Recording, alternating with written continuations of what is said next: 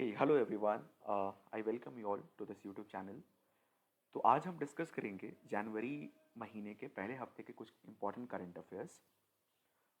तो एक एक करके सारे क्वेश्चंस को शुरू करते हैं। जो पहला सवाल है कि विच community celebrates the Tamu Lochar festival and what does it signify.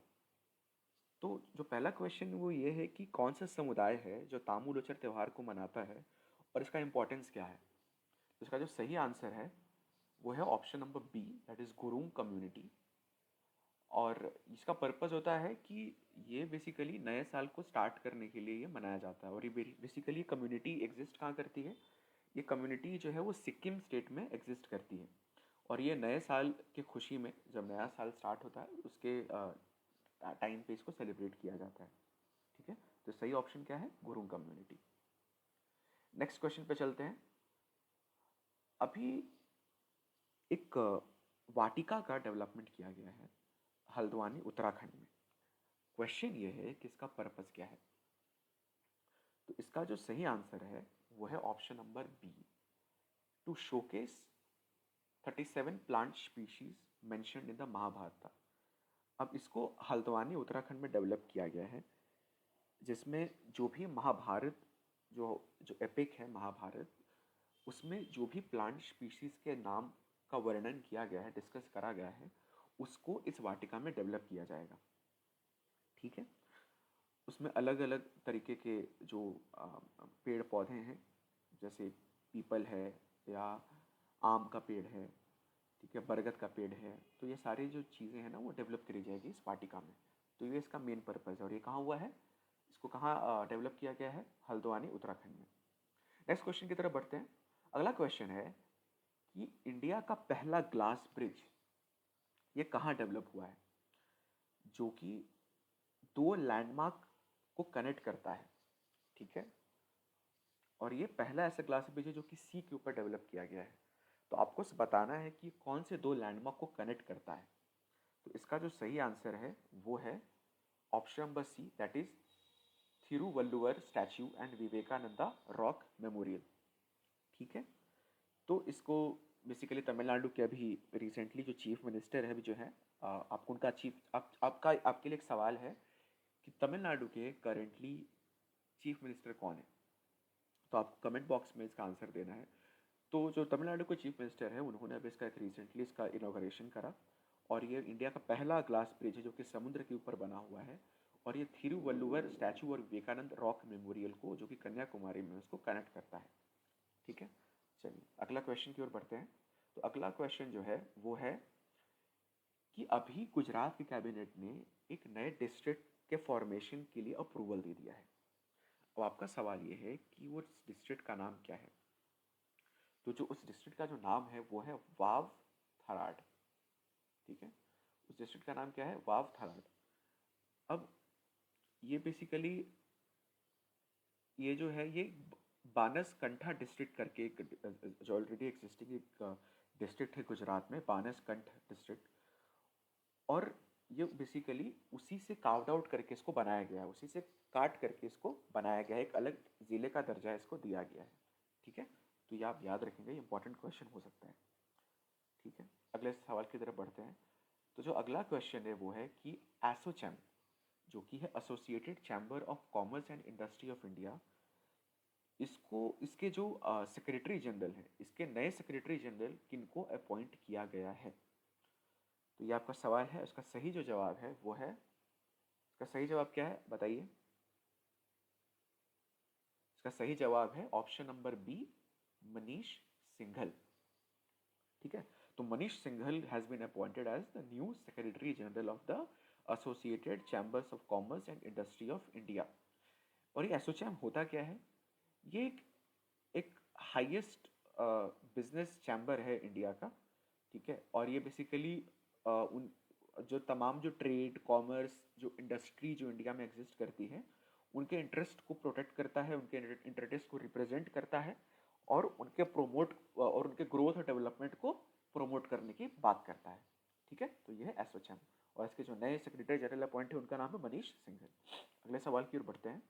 तो अगला सवाल जो है, ओके, तो ये जो है UIDAI तो आपने आधार कार्ड का तो नाम सुना होगा। अब आधार कार्ड कौन इशू करता है? तो ये unique identification authority of India जो है, ये जो बॉडी है, वही आपके आधार कार्ड को इशू करती है।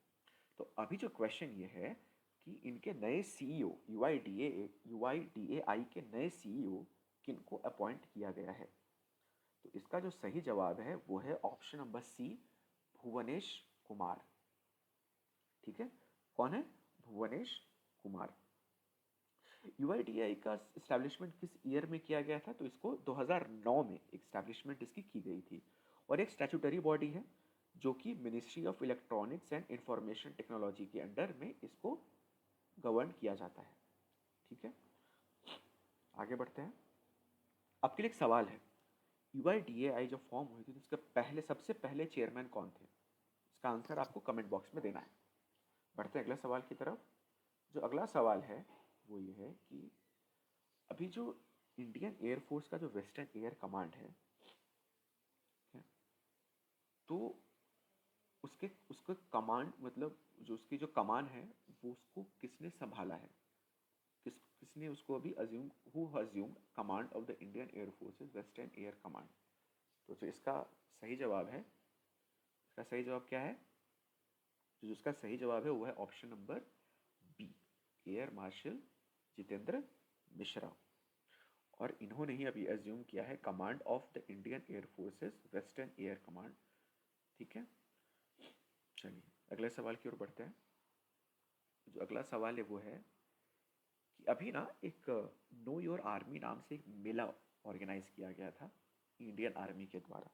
कहाँ पे? बेंगलुरु में। तो आप याद रखिएगा कि आपको जगह भी याद रखना है कि हाँ, इसको बेंगलुरु में ऑर्गेनाइज किया गया था। ठीक है, और इसको इंडियन आर्मी ने इसको होस्ट किया था। ये भी सवाल बन सकता है, तो आपको ये भी फैक्ट याद रखना है। ठीक है, तो इसका पर्पस क्या था?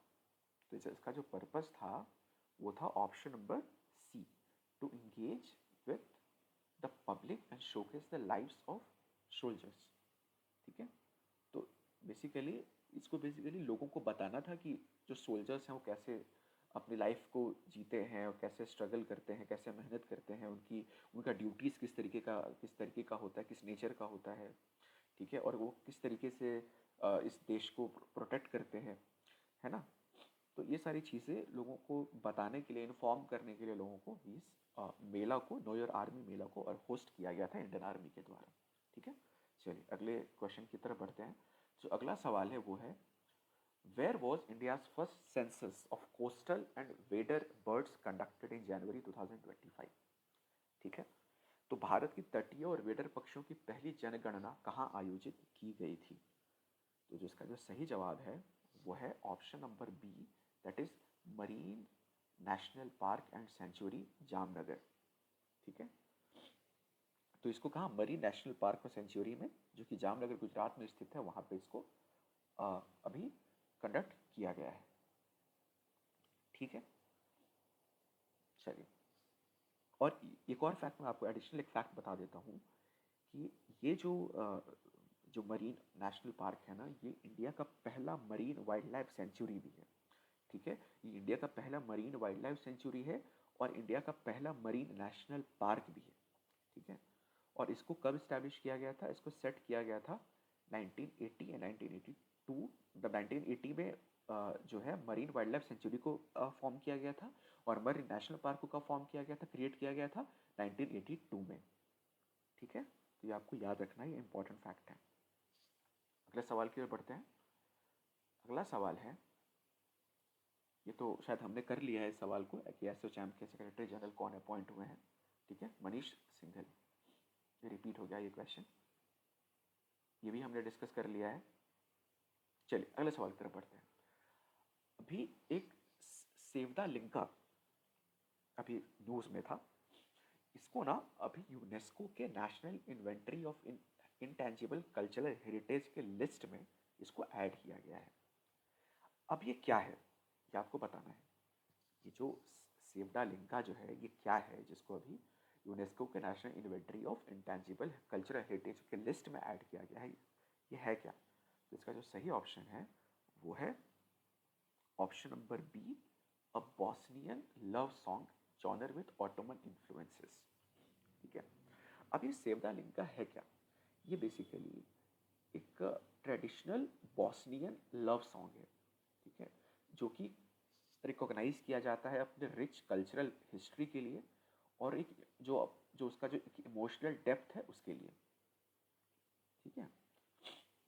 चलिए आगे बढ़ते हैं अगले सवाल की तरफ। अगला सवाल है कि अभी वर्ल्ड ब्रेल डे मनाया गया, उसका थीम क्या है? ठीक है, उसका थीम क्या है? तो इसका जो थीम है वो है option number B, celebrating accessibility and inclusion for the visually impaired. ठीक है। अब सवाल ये कि ये मनाया कब जाता है? तो ये मनाया जाता है 4 जनवरी, हर साल 4 जनवरी को इसको मनाया जाता है। ठीक है। आपसे सवाल है कि इसको यूनाइटेड नेशन ने किस ईयर में रिकॉग्नाइज किया गया था और पहली बार वर्ल्ड ब्रेल डे कब सेलिब्रेट किया जाएगा, सेलिब्रेट किया गया था? इसका जवाब आपको कमेंट बॉक्स में देना है। अगले सवाल की तरफ बढ़ते हैं। ओके, तो अभी इंटेलेक्चुअल प्रॉपर्टी राइट से एक सवाल आया है, वो ये है कि Indian institute of technology Kanpur जो है उसने total number of intellectual property कितने फाइल किए हैं 2024 में? ठीक है। और ये बेसिकली ये न्यूज़ में इसलिए, ये क्वेश्चन इसलिए आपके सामने आया है क्योंकि अभी आईआईटी कानपुर ने एक रिकॉर्ड अचीव किया है जिसने कि highest number of intellectual property rights की फाइलिंग करी है। ठीक है। तो आपको टोटल नंबर ऑफ जो फाइलिंग है इंटेलेक्चुअल प्रॉपर्टी राइट्स की उसका टोटल नंबर बताना है। तो इसका जो सही नंबर है वो है ऑप्शन नंबर बी, 152। तो अभी total number of intellectual property rights कितने फाइल किए गए हैं? 152 फाइल की गई हैं आईआईटी कानपुर के द्वारा। ठीक है, तो ये आपको याद रखना है। ठीक है, चलिए अगले क्वेश्चन की तरफ बढ़ते हैं। ओके, तो अगला जो सवाल है वो है कि ओके, तो ये स्टेटमेंट बेस्ड क्वेश्चन है, इसमें आपको 4 स्टेटमेंट दी गई हैं, बताना है कि इसमें कौन सा सही है। तो पहला स्टेटमेंट क्या है? और ये नेशनल स्पोर्ट्स अवार्ड जो 2024 से रिलेटेड है उसके रिलेटेड ये क्वेश्चन है। तो पहला जो स्टेटमेंट है, the awards will be presented on January 16, 2025 at Rashtrapati Bhavan. ठीक है।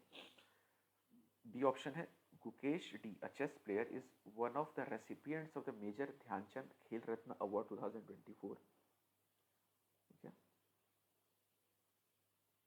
नेक्स्ट जो क्वेश्चन है वो है, नेक्स्ट जो ऑप्शन है वो है, Harmanpreet Singh receive the award in the discipline of shooting. And जो चौथा स्टेटमेंट है वो है, the awards will be presented by the prime minister of India. तो इसमें इकलौता जो सही स्टेटमेंट है वो है ऑप्शन नंबर बी, कि जो डी गुकेश हैं, ठीक है, वो उनमें से एक रेसिपिएंट है जिनको अभी मेजर ध्यानचंद खेल रत्न अवार्ड से सम्मानित किया जाएगा। ठीक है। और इसको जो अवार्ड जो है, जो पहला स्टेटमेंट है, इसको जनवरी 17, 2025 को दिया जाएगा। ठीक है, राष्ट्रपति भवन में। ओके, अब किन किन लोगों को ये अवार्ड दिया जा रहा है? तो इसमें जो है डी गुकेश जो कि चेस के लिए इनको अवार्ड दिया जाएगा, हरमनप्रीत सिंह जो कि हॉकी टीम के, जो भारतीय हॉकी टीम है उसके कप्तान भी हैं। तीसरे हैं प्रवीण कुमार जो कि पैरा एथलेटिक्स हैं। एंड चौथे मनु भाकर जो भी शूटिंग में मेडल जीत करके आई थी ओलंपिक में। तो इन चारों को यह अवार्ड दिया जाएगा। ठीक है, चलिए अगले सवाल की तरफ बढ़ते हैं। ओके, अभी एक स्वर नाम का एक इनिशिएटिव है, प्लेटफॉर्म बेसिकली आप इसको कह लीजिए, एक प्लेटफॉर्म लॉन्च किया गया है। ठीक है, स्वर का फुल फॉर्म क्या है? Speech and written analysis resource. Question ये है कि इस प्लेटफॉर्म को किस स्टेट ने लॉन्च किया है? ठीक है, जिसका पर्पस है to breaking down language barriers and enhancing citizen government communication. ठीक है, तो जो भाषा संबंधी जो एक रेस्ट्रिक्शन कह सकते हैं उसको, या जो हिंड्रेंस जो क्रिएट हो जाता है उसको हटाने के लिए, उसको कर्व आउट करने के लिए एक प्लेटफॉर्म को लॉन्च किया गया है। ठीक है, जिसका नाम है स्वर। अब क्वेश्चन है कि इसको किस स्टेट ने लॉन्च किया गया है? तो इसका जो सही आंसर है वो है ऑप्शन नंबर बी, गुजरात की सरकार ने इसको लॉन्च किया है। ठीक है, क्लियर है? और इसको किसके साथ कोलैबोरेट करके किया गया है? तो इसको ministry of electronics and information technology and the Bhashini Bhashini team जो है उसके साथ मिल करके इसको डेवलप किया गया है। ठीक है, चलिए अगले सवाल की तरफ बढ़ते हैं। अगला सवाल है कि who became the first women to solo host the golden globes in 2025। अब गोल्डन ग्लोब का जो अभी जो है इस साल 82nd एडिशन अभी ऑर्गेनाइज किया गया। ठीक है, अब क्वेश्चन है कि पहली महिला कौन है जिन्होंने एकल मेज़बानी की है इस गोल्डन ग्लोब्स की, इस अवार्ड की। तो इसका जो सही आंसर है ऑप्शन नंबर सी, निकी ग्लेजर। निकी ग्लेजर। ठीक है, क्लियर है।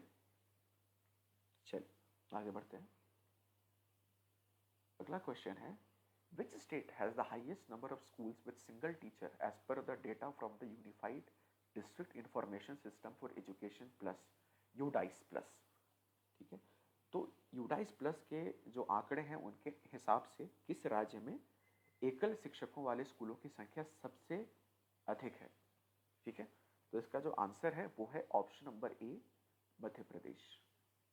ठीक है, मध्य प्रदेश। ठीक है, चलिए अगले क्वेश्चन की तरफ बढ़ते हैं। अगला क्वेश्चन जो है वो है किनको अभी अपॉइंट किया गया है चेयरमैन और managing director of the food corporation of India. तो फूड कॉरपोरेशन ऑफ इंडिया के जो नए चेयरमैन और मैनेजिंग डायरेक्टर किनको अपॉइंट किया गया है, ये आपका सवाल है। तो इसका जो सही आंसर है वो है option number B, Ashutosh Agnihotri को। ठीक है, आशुतोष अग्निहोत्री को अभी फूड कॉरपोरेशन ऑफ इंडिया का चेयरमैन और मैनेजिंग डायरेक्टर अपॉइंट किया गया है। अगले सवाल की तरफ बढ़ते हैं। ओके, तो अगला सवाल जो है आपको पता होगा कि विश्व का पहला खो खो वर्ल्ड कप जो है वो भारत इसकी मेज़बानी कर रहा है, भारत इसको ऑर्गेनाइज करने वाला है। अब क्वेश्चन ये है कि अभी अभी रिसेंटली इसके मैस्कॉट को रिलीज कर दिया गया है, तो इनके नाम क्या है और इनका सिंबॉलिक मीनिंग क्या है ये आपको बताना है। ठीक है, क्या ऑप्शंस आपके सामने हैं। इसका जो सही आंसर है वो है option number A, Tejas and Tara. ठीक है, और ये क्या रिप्रेजेंट करते हैं, रिप्रेजेंटिंग ब्रिलियंस एंड गाइडेंस। ठीक है, ब्रिलियंस एंड गाइडेंस। ठीक है, चलिए अभी भी याद रखना है कि ये जो मैस्कॉट है ये किस एनिमल को डिपिक्ट करते हैं। तो ये basically they are a pair of gazelles. ठीक है, जिनका नाम है तेजस और तारा।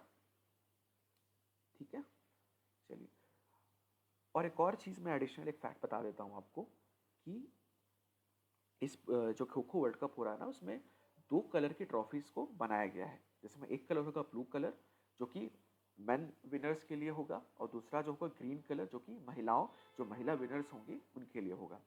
ठीक है, और टाइगर श्रॉफ और सलमान खान, ठीक है, they will be the brand ambassadors for this event. ठीक है, सलमान खान एंड टाइगर श्रॉफ। चलिए अगले सवाल की तरफ बढ़ते हैं। अगला क्वेश्चन है कि what is the significance of the newly unveiled high speed train prototype in China named CR450। तो चीन में नए अनावरण किए गए high speed train prototype CR450 का महत्व क्या है। ठीक है, तो आपको बताना है कि स्पेशल क्यों है सर, क्या खास बात है इसके बारे में, है ना। तो इसका जो सही आंसर है वो है option number B, it is the world's fastest high speed train having reached speeds of 450 kilometre per hour during test run. तो ये 450 किलोमीटर प्रति घंटे की रफ्तार से चल सकती है। ठीक है, और ये जो है अगर ये सक्सेसफुली इसको अभी तो सिर्फ ट्रायल किया गया है, अगर ये सक्सेसफुली लॉन्च हो जाती है then this will be the world's fastest high speed train. ठीक है, चलिए इसका नाम आप याद रखिएगा, इंपॉर्टेंट है। अगले सवाल की तरफ बढ़ते हैं। अगला सवाल है कि अभी एक नया रिसर्च स्टेशन मैत्री 2 नाम का जो है, मैत्री 2 नाम से एक रिसर्च स्टेशन जो है वो आइडेंटिफाई किया गया है इंडियन पोलर साइंटिस्ट के द्वारा। कहाँ पे, अंटार्कटिका में। ठीक है, अब इसका सिग्निफिकेंस क्या है, इसका सिग्निफिकेंस क्या है। तो इसका जो सही ऑप्शन है वो है option number C, it will be located near the Matri station in the eastern Antarctica region with operations set to commence in 2029। ठीक है, तो इसको जो है, तो आपको एक फैक्ट मैं बता दूं कि ये हमारा पहले से एक स्टेशन एग्जिस्ट करता है। जो पहला स्टेशन जो हमने अंटार्कटिका में बनाया था उसका नाम मैत्री था। तो ये जो मैत्री 2 है वो उसी के बगल में इसको बनाया गया है, लोकेट किया गया है। ठीक है, और कहाँ पे ये ईस्टर्न अंटार्कटिका रीजन में है। ठीक है, और ये अपना ऑपरेशन 2029 से कमेंस करेगा। तो ये इंपॉर्टेंट क्वेश्चन है, आपको ये याद रखना चाहिए और ये एग्जाम में इसके आने के बहुत हाई चांसेस हैं। ठीक है, चलिए अगले क्वेश्चन की तरफ बढ़ते हैं। ओके, अगला सवाल अवार्ड से है कि Gangadhar national award for poetry 2023, तो अभी 2023 के लिए 2025 में इसको अनाउंस किया गया है। तो ये किसको दिया जाने वाला है? तो इसका जो सही ऑप्शन है वह है प्रतिभा सतपथी। ठीक है, प्रतिभा सतपथी।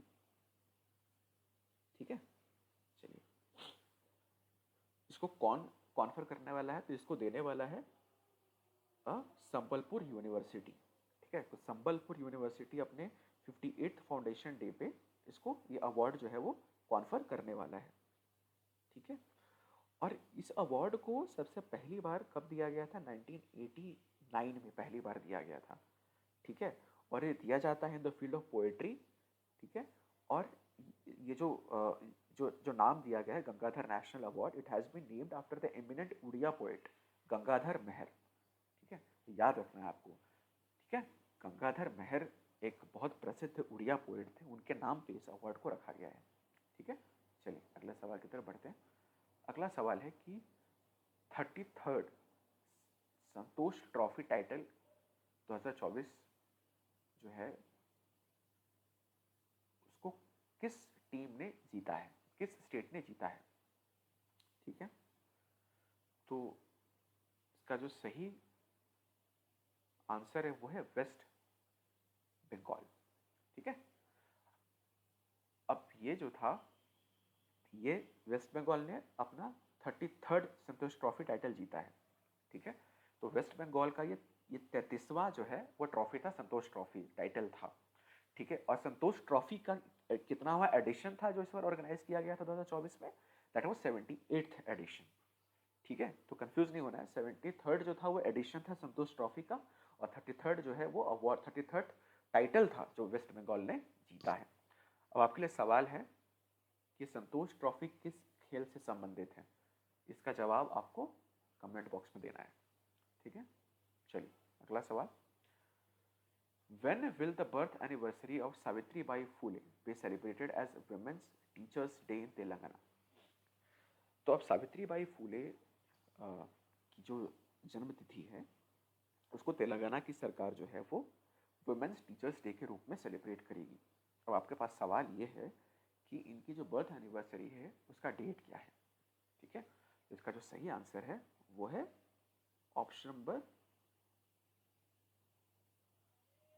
कब से मनाई जाएगी इसको? तो जनवरी 3rd। ठीक है, तो जनवरी 3rd 2025 से इसको सेलिब्रेट किया जाएगा। ठीक है, जनवरी 3rd 2025 से इसको ऑर्गेनाइज किया जाएगा। ठीक है, चलिए अगले सवाल की तरफ बढ़ते हैं। Who has been appointed as the first woman to lead Syria's central bank? अब सीरिया के जो सेंट्रल बैंक है उसको लीड करने वाली पहले महिला कौन अपॉइंट की गई है, पहले महिला कौन बन गई है? तो इसका जो सही जवाब है वो है option number A, that is Mayasa Sabrin. ठीक है, तो इनको ये पहली महिला बन गई है जो कि सीरिया के सेंट्रल बैंक को लीड करेंगी। ठीक है, चलिए अगले सवाल की तरफ बढ़ते हैं। अगला सवाल है कि directorate general of civil aviation DGCA के नए हेड किसको अपॉइंट किया गया है ना? तो आपको जो सही ऑप्शन क्या है? फैज़ अहमद किदवई। फैज़ अहमद किदवई, इनको अभी director general of civil aviation का हेड अपॉइंट किया गया है। ठीक है, चलिए अगला सवाल की तरफ बढ़ते हैं। What is the length of the operational Namo Bharat corridor after the inauguration of the Delhi section of the RRTS by prime minister Narendra Modi? ठीक है, अब RRTS क्या है? RRTS है रीजनल रैपिड ट्रांजिट सिस्टम, ठीक है, रीजनल रैपिड ट्रांजिट सिस्टम। तो अभी सवाल ये है कि प्रधानमंत्री नरेंद्र मोदी जी ने अभी RRTS का जो दिल्ली जो कॉरिडोर है उसका उद्घाटन किया है। अब क्वेश्चन ये कि इसकी लेंथ कितनी है, ठीक है, तो इसकी जो लेंथ है वो है option number B, that is 55 kilometre, ठीक है। और ये जो है, ये जो कॉरिडोर है ये कनेक्ट करता है 11 स्टेशंस को, ठीक है, कहाँ से? New Ashok Nagar in Delhi to Meerut south, ठीक है, कहाँ कहाँ को? न्यू अशोक नगर दिल्ली में और और टू मेरठ साउथ, दोनों डेस्टिनेशन को कनेक्ट करता है, ठीक है। इसकी लेंथ कितनी है? 55 किलोमीटर। अगला सवाल की तरफ बढ़ते हैं। अगला सवाल है कि 18th प्रवासी भारतीय दिवस कन्वेंशन 2025 जो है वो ऑर्गेनाइज किया गया अभी। आपका सवाल ये है कि ये कहाँ पे ऑर्गेनाइज किया गया, ठीक है, ये कहाँ पे ऑर्गेनाइज किया गया? तो इसको ऑप्शन नंबर बी, भुवनेश्वर में ऑर्गेनाइज किया गया, ठीक है, इसको भुवनेश्वर में ऑर्गेनाइज किया गया। और ये कब मनाया जाता है? ये प्रतिवर्ष कब मनाया जाता है? तो ये प्रतिवर्ष जो है ये 10 जुलाई को, 10 जुलाई बोल रहा हूँ, 10 जनवरी को मनाया जाता है, ठीक है, प्रतिवर्ष 10 जनवरी को मनाया जाता है, ठीक है। चलिए अगले सवाल की तरफ बढ़ते हैं। और इसका एडिशन इस बार कितना था? 18th एडिशन था, याद रखिएगा इसको। Which state declared the unseasonal rain in December last year a natural calamity to facilitate compensation for farmers? अब जो बेमौसम बारिश जो होती है, ठीक है, तो उससे बड़ा लॉस हो जाता है ना, जो एग्रीकल्चर सेक्टर है उसमें बहुत किसानों को बहुत लॉस हो जाता है। अब इसको कौन सी स्टेट ने अभी एक नेचुरल एक कैलामिटी डिक्लेयर किया है? तो इसका जो सही आंसर है वो है,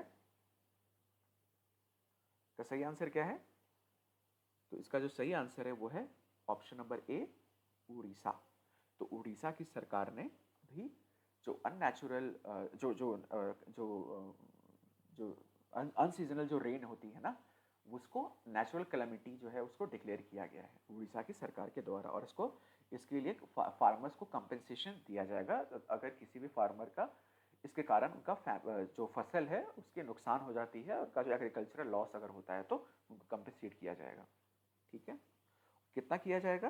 तो दैट इज, अगर उनका जो क्रॉप है, जो टोटल प्रोडक्शन जो होता है उसका अगर 33% से ज़्यादा अगर उनका लॉस हो जाता है, ठीक है, तो इन दैट केस उनको कंपेंसेशन दिया जाएगा, ठीक है, 33% ज़्यादा अगर उनका लॉस हो जाता है तो, ठीक है। अगले सवाल की तरफ बढ़ते हैं। अगला सवाल है, which Indian organization has developed the indigenous technology to produce paracetamol, a WHO listed essential drug, ठीक है। तो पैरासीटामोल का उत्पादन करने के लिए स्वदेशी तकनीक विकसित की है, किसने की है? तो इसका जो सही जवाब है वो है option number B, that is council of scientific and industrial research, ठीक है। तो अभी जो CSIR है उसने एक बड़ा अचीवमेंट अभी उसको अभी ब्रेक थ्रू किया है, ठीक है, और उन्होंने एक इंडिजिनियसली डेवलप किया है एक टेक्नोलॉजी जिससे वो पैरासीटामोल का प्रोडक्शन एक वाइड लेवल पे, एक हायर लेवल पे कर सकते हैं, ठीक है। चलिए अगला सवाल की तरफ बढ़ते हैं। अगला सवाल है, which city will host the 69th railway division under the northern railway zone as announced by the Union Ministry of Railways, ठीक है। तो अभी जो है रेलवे जोन के तहत 69वें रेलवे डिवीजन की मेजबानी कौन सा शहर करेगा? तो 69th रेलवे डिवीजन किसको बनाया गया है? सो इसका जो सही जवाब है वो है जम्मू, है ना। तो आपको पता है कि अभी जम्मू में रेलवे की जो पहुंच है उसको भी बढ़ाने की कोशिश की जा रही है, वहाँ पे ट्रेन की सुविधाएं अभी स्टार्ट करने की कोशिश की जा रही है। तो अभी जम्मू को 69th रेलवे डिवीजन जो है वो अभी बनाया गया है, ठीक है, याद रखिएगा इसको। अगले सवाल की तरफ बढ़ते हैं। Which city was recently declared the world's most polluted city due to severe air pollution caused by heavy traffic, trash burning and industrial activities, ठीक है। तो किस शहर को अभी सबसे ज़्यादा पॉल्यूटेड सिटी का दर्जा अभी दिया गया है, डिक्लेयर किया गया है, ठीक है। तो ये आपका सवाल है, तो इसका जवाब क्या ही होगा? नई दिल्ली के अलावा। ठीक है, तो इसमें जो है सबसे ज़्यादा जो पॉल्यूटेड सिटी के किसको डिक्लेयर किया गया है, न्यू दिल्ली को। ठीक है, चलिए नेक्स्ट ऑप्शन पे बढ़ते हैं। Which country recently introduced a new tourist tax to enhance regional tourism infrastructure replacing the previous resort fee. अभी एक देश है, उसने ना एक नया टूरिस्ट टैक्स को इम्पोज किया है। ठीक है, ताकि जो उनका जो रीजनल टूरिज्म इंफ्रास्ट्रक्चर है उसको डेवलप किया जा सके। ये कौन सा देश है, ये है रशिया। तो ये जो टैक्स है वो रशिया ने अभी इम्पोज किया है। ठीक है, चलिए अगला सवाल की तरफ बढ़ते हैं। Which Indian state recently launched a green GDP initiative to incorporate ecological contributions of forest into economic growth metrics? ठीक है, तो अभी किस स्टेट ने अभी आर्थिक विकास मैट्रिक्स जो है ग्रीन जीडीपी जो है उसको एक अभी लॉन्च किया है ना। तो जब जो अपने जीडीपी में है तो उसको इन्वायरमेंटल फ्रेंडली बनाने के लिए है ना, ताकि वो इन्वायरमेंट प्रोटेक्ट करने के लिए भी एक अलग से इन्वेस्टमेंट कर सके, अलग से फंड एलोकेट कर सके, है ना। तो उसके लिए कौन सा स्टेट है जो इसने ये इनिशिएटिव ग्रीन जीडीपी इनिशिएटिव अभी लिया है। ठीक है, तो इसका जो सही ऑप्शन है वो क्या है, इसका जो सही ऑप्शन है वो है option number A, option number C, that is Chhattisgarh. ठीक है, ऑप्शन नंबर सी, छत्तीसगढ़ ने ये इनिशिएटिव लिया है। ठीक है, तो याद रखिएगा ग्रीन जीडीपी इनिशिएटिव छत्तीसगढ़ ने अभी लिया है। Which Indian airline became the first to offer Wi-Fi internet connectivity on domestic flights? तो घरेलू उड़ानों पर वाईफाई इंटरनेट कनेक्टिविटी देने वाली पहली इंडियन डोमेस्टिक फ्लाइट कंपनी कौन सी बन गई है? सो वो है, बताइए,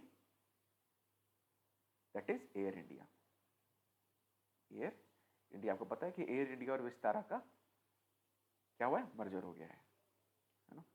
चलिए आगे बढ़ते हैं। Which country ranked second globally for cyber attacks in 2024 as per CloudSec's threat landscape report? तो क्लाउडसेक की एक थ्रेट लैंडस्केप रिपोर्ट आई है, उसके हिसाब से साइबर हमलों में कौन सा देश है जो विश्व स्तर पर दूसरे स्थान पर है? तो इसका सही जवाब है वो है भारत, दैट इज इंडिया, है ना। अब सवाल है कि टॉप कौन किया है इसमें, सबसे ज्यादा थ्रेट किस देश के ऊपर है?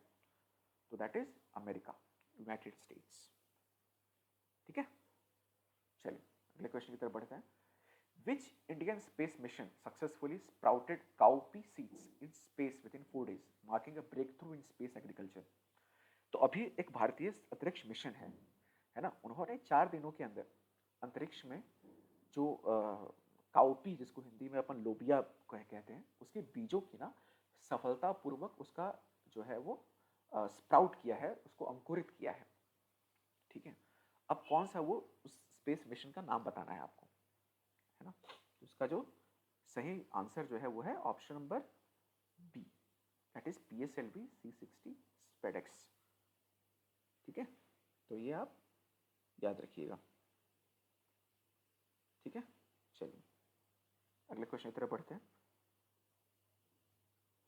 Where is India's first green hydrogen hub under the national green hydrogen mission? ये मिशन कहाँ पे स्टैब्लिश किया जा रहा है? ठीक है, तो इसको कहाँ पे किया जा रहा है? सो किया जा रहा है पुडीमडका विशाखापट्टनम में। ठीक है, पुडीमडका विशाखापट्टनम में। और ये जो इनिशिएटिव है ये नेशनल ग्रीन हाइड्रोजन मिशन का पार्ट है, याद रखिएगा इसको। ठीक है, और ये जो प्रोजेक्ट है ना, ये एक इम्पॉर्टेंट स्टेप होगा, क्योंकि इंडिया का टारगेट क्या है? इंडिया का टारगेट है 2070 तक अपने जो रिन्यूएबल एनर्जी कैपेसिटी है उसको नेट ज़ीरो जो अचीव है उसको करना है 2070 तक।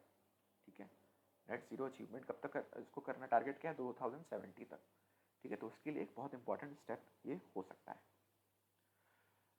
चलिए, तो आज के सेशन का आखिरी जो सवाल है वो है, what initiative did Tamil Nadu chief minister M.K. Stalin announce to promote research on the Indus valley civilisation? ठीक है, तो इसका जो सही आंसर है वो है ऑप्शन नंबर बी। तो अभी जो तमिलनाडु के जो चीफ मिनिस्टर हैं M.K. स्टालिन, उन्होंने एक अनाउंसमेंट किया है कि उन्होंने ना $1 मिलियन का प्राइज़ अनाउंस किया है। किसके लिए?